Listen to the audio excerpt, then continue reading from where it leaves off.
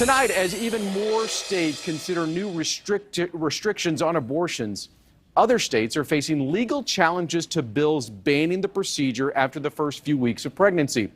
We're now just a couple of months away from a key hearing on a direct challenge to Roe v. Wade. Just yesterday, the U.S. Supreme Court announced it will take up a Mississippi lawsuit that could determine whether all state-level laws banning abortion are unconstitutional.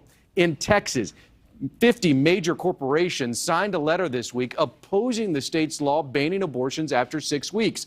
Companies like Lyft, Yelp, and Ben & Jerry's are arguing the law is not only against their values, but bad for business. And in Missouri today, a federal appeals court heard arguments in a case that will decide if the state can implement a law that would ban abortions at 8 weeks. News Nation's Emily Manley from our station KTVI in St. Louis joins us live. Emily, what happened in court there in Missouri today?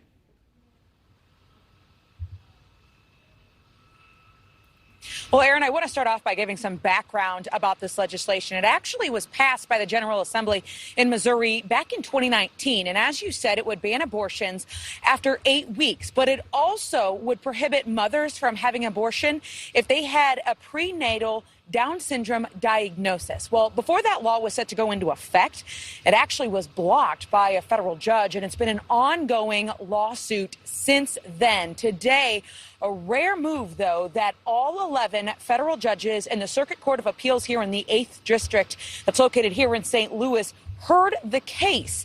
Now, of course, Attorney General Eric Schmidt said that he believes that this shouldn't be allowed in the state of Missouri. Governor Mike Parsons signed that bill banning abortions, but the law also, as I said, did not also make sure that mothers cannot have abortions if they have that diagnosis.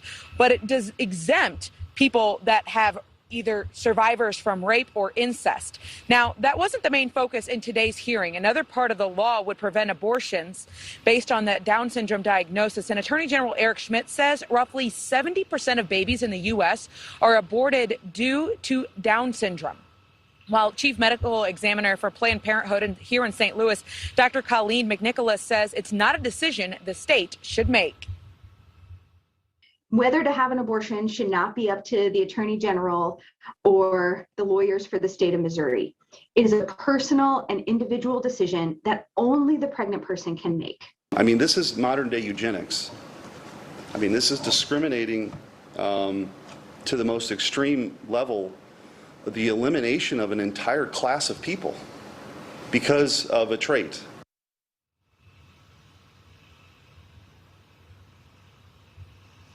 Now, there's no idea when that court will make the ruling here in Missouri, but the Attorney General hopes it's a quick decision. Planned Parenthood is the only abortion clinic that's still open here in the state of Missouri, and that's located here in St. Louis. Back to you, Aaron.